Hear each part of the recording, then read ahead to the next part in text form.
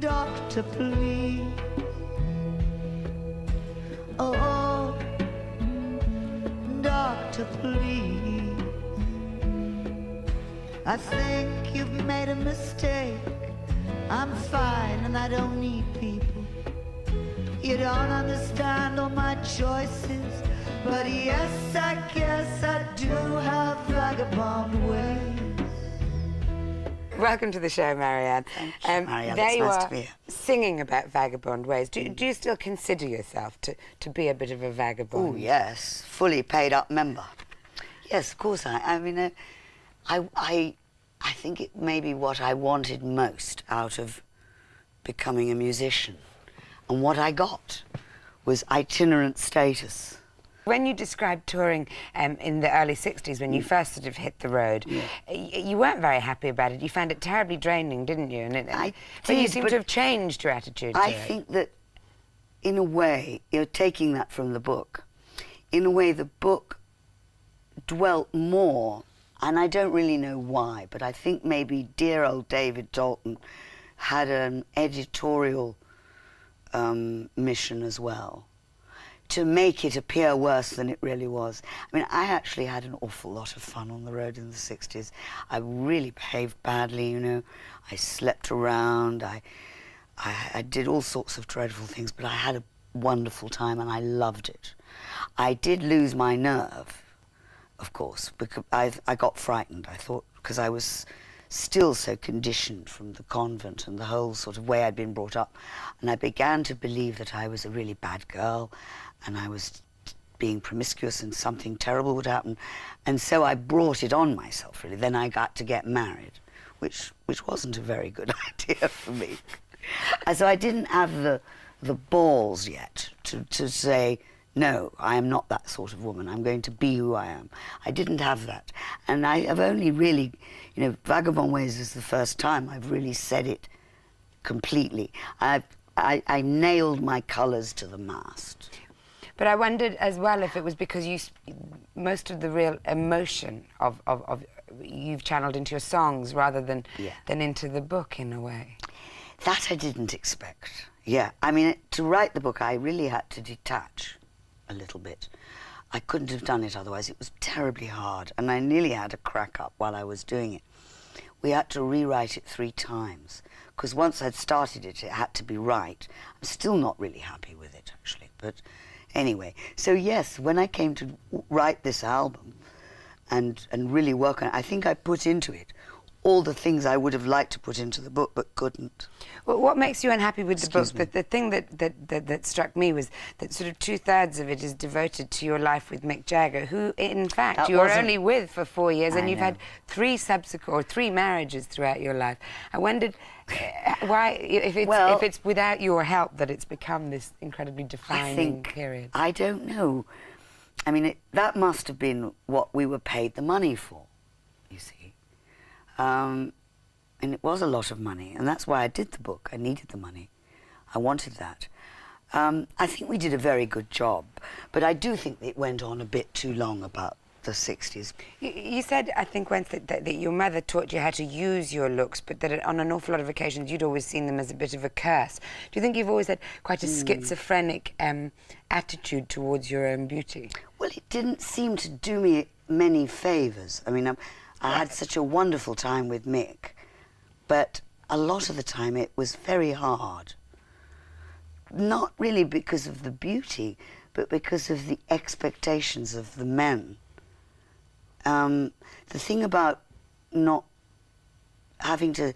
When I was young, 17, 18, 19, I really didn't speak because it was too disturbing to people. And I didn't really show anybody what I was really thinking or how my brain worked until Broken English. That's why Broken English was such a shock, because it showed people that there was a real person in there, thinking thoughts, having opinions, you know, and rather clever too. And it was really difficult to sort of hold myself back. It may have been the period I lived in that we really were expected to hold ourselves back, much more than you are now. I know you feel that, but there is a little more, you've got a little more room to be yourselves. There's still a lot to get through, but you do. I mean, it was extraordinary for me. When I was in Edinburgh, I met one of my old friends at school, and she'd married a lawyer in Edinburgh and all gone through with her life. We were the two cleverest girls in the school, and she told me things I didn't know. After I left school to go on tour with the Hollies, the prizes for the previous year were announced, and me and Kathy had won the Religious Studies prize jointly. We were so clever, which was like divinity. It was on that level, A-level sort of stuff. And I'd forgotten all that, how incredibly clever I was, you know, and how weird it must have been to walk into this other world and realize that I had nothing to say. I could only talk about...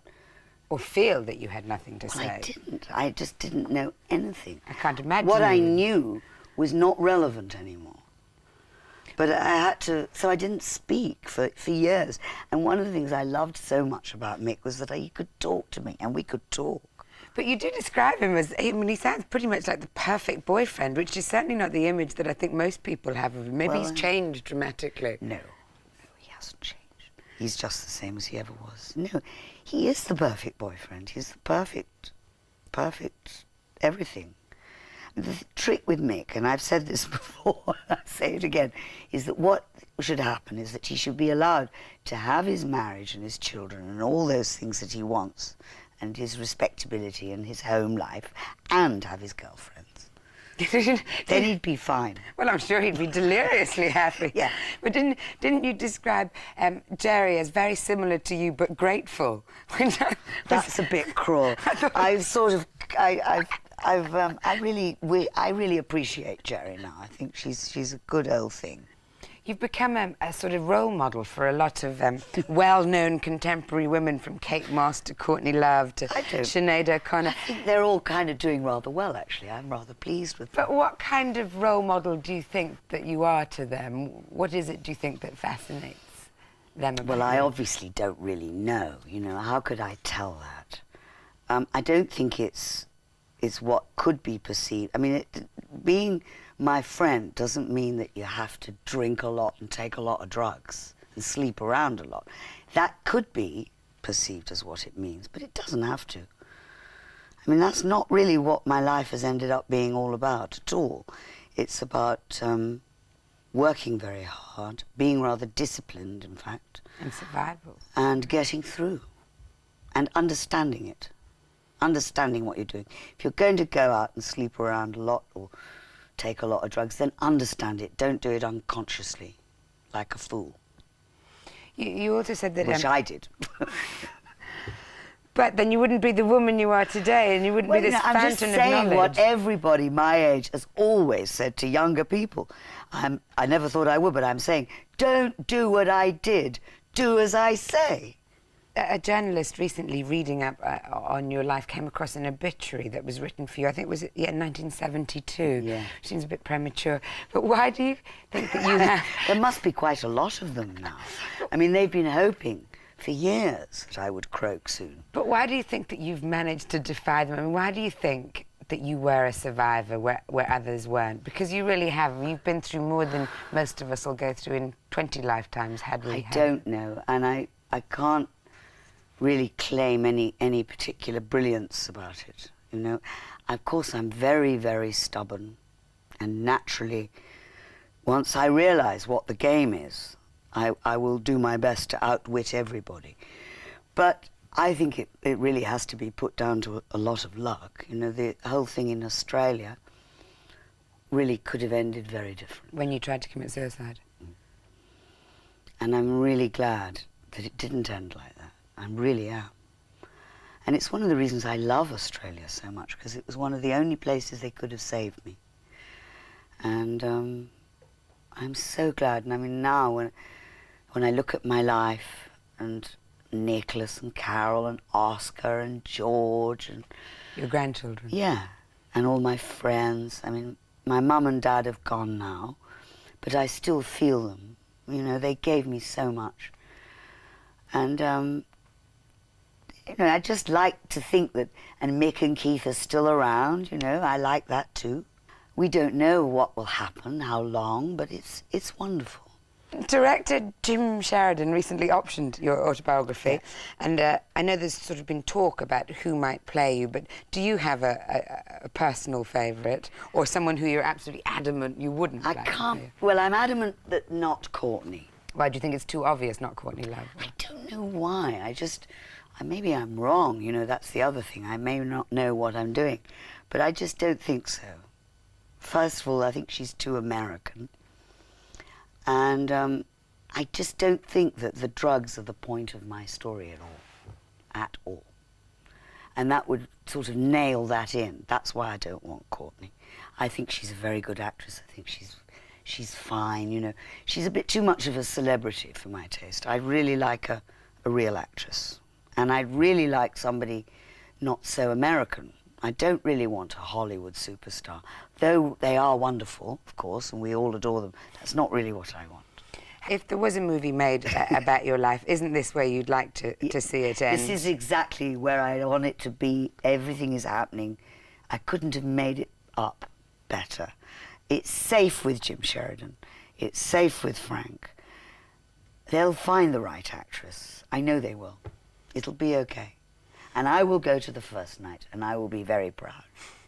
Marianne Faithfull, we're very, very happy to have had you here today. Thank you.